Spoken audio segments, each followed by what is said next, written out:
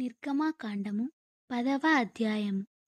కాగా యెహోవా మోషేతో, ఫరో యొద్దకు వెళ్ళుము, నేనే యెహోవానని మీరు తెలుసుకొనున్నట్లును, నేను చేయు సూచక క్రియలను ఐగుప్తుల ఎదుట కనుపరచుటకు, నేను వారి ఎడల జరిగించిన వాటిని వారి ఎదుట కలుగజేసిన సూచక క్రియలను నీవు నీ కుమారునికి, నీ కుమారుని కుమారునికి ప్రచురము చేయునట్లును, నేను అతని హృదయమును అతని సేవకుల హృదయములను కఠినపరిచితినెను. కాబట్టి మోషే అహరోనులు ఫరో యొద్దకు వెళ్ళి అతనిని చూచి ఈలాగు చెప్పిరి: హెబ్రీల దేవుడగు యెహోవా సెలవిచ్చినదేమనగా, నీవు ఎన్నాళ్ళ వరకు నాకు లొంగనొల్లకయుందువు? నన్ను సేవించుటకు నా జనులను పోనిమ్ము. నీవు నా జనులను పోనీయనొల్లని ఎడల, ఇదిగో, రేపు నేను మిడతలను నీ ప్రాంతములోనికి రప్పించెదను. ఎవడును నేలను చూడలేనంతగా అవి దాని కప్పును. తప్పించుకొనిన శేషమును, అనగా వడగండ్ల దెబ్బను తప్పించుకొని మిగిలిన దానిని అవి తినివేయును. పొలములో మొలిచిన ప్రతి చెట్టును తినును. మరియు అవి నీ ఇండ్లలోనూ నీ సేవకులందరి ఇండ్లలోనూ ఐగుప్తీయులందరి ఇండ్లలోనూ నిండిపోవును. నీ పితరులు కాని నీ పితామహులు గాని ఈ దేశములో ఉండిన నాట నుండి నేటి వరకు అట్టి వాటిని చూడలేదని చెప్పి ఫరో ఎదుట నుండి బయలువెళ్ళెను. అప్పుడు ఫరో సేవకులు అతన్ని చూచి, ఎన్నాళ్ళ వరకు వీడు మనకు ఉరిగా నుండును?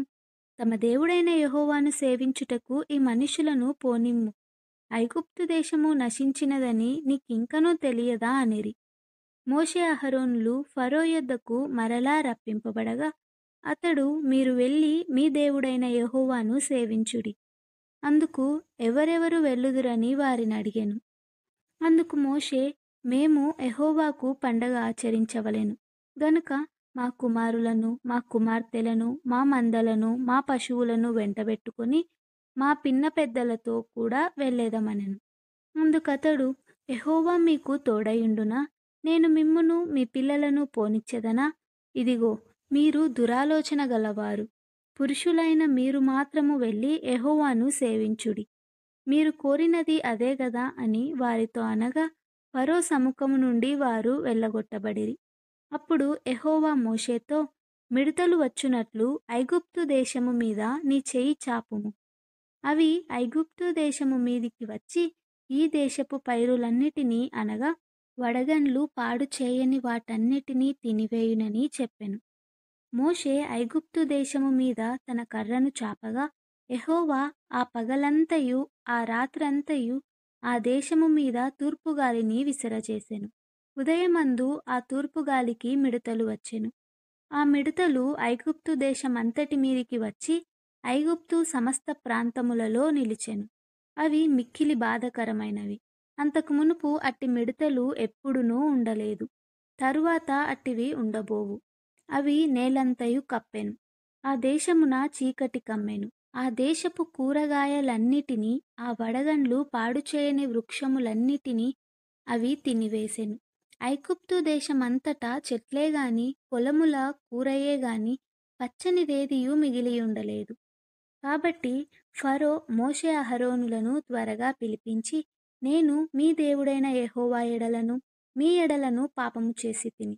మీరు దయచేసి ఈసారి మాత్రమే నా పాపము క్షమించి నా మీద నుండి ఈ చావు మాత్రము తొలగించుమని మీ దేవుడైన యెహోవాను వేడుకొనుడనగా, అతడు ఫరో యొద్ద నుండి బయలువెళ్ళి యెహోవాను వేడుకొనెను. అప్పుడు యెహోవా గాలిని తిప్పి మహాబలమైన పడమటి గాలిని విసరజేయగా, అది ఆ మిడతలను కొంచుకొని ఎర్ర సముద్రములో పడవేసెను. ఐగుప్తు సమస్త ప్రాంతములలో ఒక్క మిడత అయినను నిలువలేదు. అయినను యెహోవా ఫరో హృదయమును కఠినపరచెను. అతడు ఇశ్రాయేలీయులను పోనీయడాయెను. అందుకు యెహోవా మోషేతో, ఆకాశము వైపు నీ చెయ్యి చాపుము. ఐగుప్తు దేశము మీద చీకటి చేతికి తెలియనంత చిక్కని చీకటి కమ్ముననెను. మోషే ఆకాశము వైపు తన చెయ్యి ఎత్తినప్పుడు ఐగుప్తు దేశమంతయు 3 దినములు గాఢాంధకారమాయెను. 3 దినములు ఒకనినొకడు కనుగొనలేదు. ఎవడునూ తానున్న చోట నుండి లేవలేకపోయెను. అయినను ఇశ్రాయేలీయులందరికీ వారి నివాసములలో వెలుగుండెను. ఫరో మోషేను పిలిపించి, మీరు వెళ్ళి యెహోవాను సేవించుడి. మీ మందలు, మీ పశువులు మాత్రమే ఇక్కడ ఉండవలెను. మీ బిడ్డలు మీతో వెళ్ళవచ్చుననగా, మోషే, మేము మా దేవుడైన యెహోవాకు అర్పింపవలసిన బలుల నిమిత్తమును, హోమార్పణముల నిమిత్తమును నీవు మాకు పశువులనియ్యవలెను. మా పశువులును మాతో కూడా రావలెను. ఒక డెక్క అయినను విడువబడదు.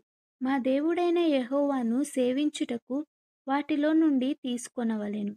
మేము దేనితో యెహోవాను సేవింపవలెనో అక్కడ చేరకమునుపు మాకు తెలియదనెను. అయితే యెహోవా ఫరో హృదయమును కఠినపరచగా అతడు వారిని పోనీయనొల్లక ఉండెను. గనుక ఫరో, నా ఎదుట నుండి పొమ్ము భద్రము సుమీ, నా ముఖము ఇకను చూడవద్దు. నీవు నా ముఖమును చూచు దినమున మరణమవుదువని అతనితో చెప్పెను. అందుకు మోషే, నీవన్నది సరి, నేనికను నీ ముఖమును చూడననెను.